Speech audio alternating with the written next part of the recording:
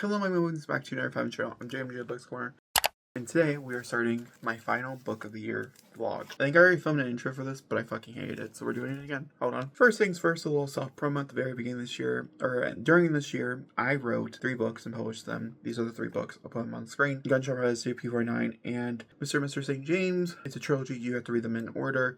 Gunshot Residue follows Alex as he believes his husband is cheating on him. He realizes that there's more to meets the eye, and the rest of the story goes on from there. That's the first thing. The second thing is that every year I vlog my first and last book of the year. I try to do it in different areas of the rooms and stuff. We'll see if that ends up happening this year or not. And I also normally have like some type of gimmick. One year it was the same author. One year was random number generator. One year was like our book's gay.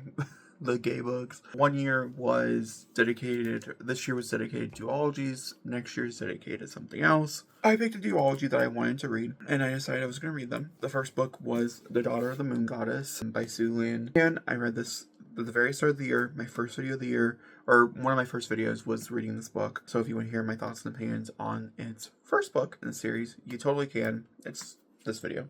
Its sequel, its ending conclusion to the duology of the Celestial Kingdom, is the Heart of the Son of the Warrior, is what the second book is called, the final book in this duology, and I am 40% into it, and so I figured it's probably a good time for me to give you a check-in for it. I don't know exactly where I'm at. I don't know if these are long chapters. I don't know. We're somewhere in the middle. This follows our main character, Xingyin, as she is officially living on the moon with her mom. I don't want to give you really any spoilers away for what the first book was about. However, the first book ended in a way that the second book was not necessary, and I guess we'll talk about that. Like, do I, in the first 40%, feel like should this have just been a novel? Yeah, it should have. I mean, I liked the world, and I liked the fact that this author knew that she liked the world. I'm sure she liked the characters enough to want to continue onward. However, there is so much pain, and so much pain in that book that I don't know if it was worth bringing them back to just put them into even more pain. And also, I don't like where the storyline's going. There are 2 interesting storylines that are introduced here. One having to do with her dad, which is, I feel like, a slight spoiler, but like it's not like a full spoiler. Then also another one having to do with like a gym. Okay, that's all I'll say. The dad one's much more intriguing, and yet we're going after the other one. And I'm not really sure how I feel about this. This is a book that's broken into 3 parts.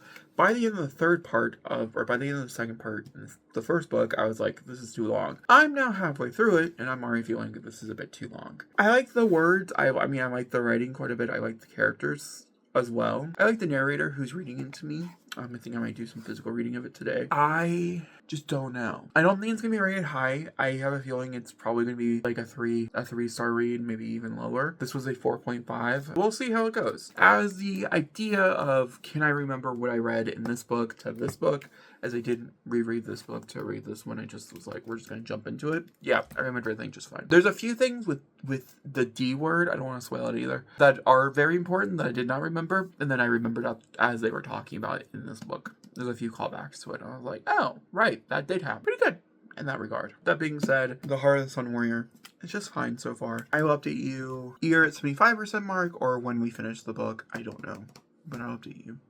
Hello, and let's close out this last book of the year vlog. I did finish Heart of the Sun Warrior by Sue Lin Tan today, and I did have mixed thoughts and opinions on it by the end. There are no spoilers in this video, so I won't go into great details why I landed on a 3.75, but I did land on a 3.75. I don't really necessarily, like I was saying in the first part, this is probably a short video, I'm so sorry, but like I was saying in the first part, I just don't think there's a lot of reason behind why they should have continued on with this duology. I think the world's very interesting, and I can see why Sue Lin Tan would want to make more stories, in which she has, inside this world, because I think there's something really beautiful about the type of celestial magic that is used and the very complexities of how the world design is and all the different places we got to visit in the sequel in particular were super beautiful to read about and epic in scale. However, it wasn't that like interesting. The investment for me was very small. I found myself wavering from the plot a lot. I found myself being distracted a bunch. I found myself not caring as much as I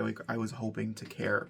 I'm gonna be honest with you. And I just think that overall the story could be way better than what it was, and I feel really bad about it. However, I wouldn't say it's necessary disappointment, as I went into this book thinking I wasn't going to like it as much as I liked the first one, because there was something about Daughter of the Moon Goddess that worked so well as a standalone. And so when you add a sequel to a standalone, you kind of get exactly what the Heart of the Sun Warrior is. However, there are certain conversations being had here where I do think if you are someone who directly affects with some of the things that are being talked about, I think it can be quite moving and quite powerful of a read that I can understand exactly why you would be like, no, this is a 5-star read, Jacob, you're wrong. This is perfect, there's nothing wrong with it, I loved every minute of it. And I can totally see once again where you're coming from. However, for me personally, I do not relate.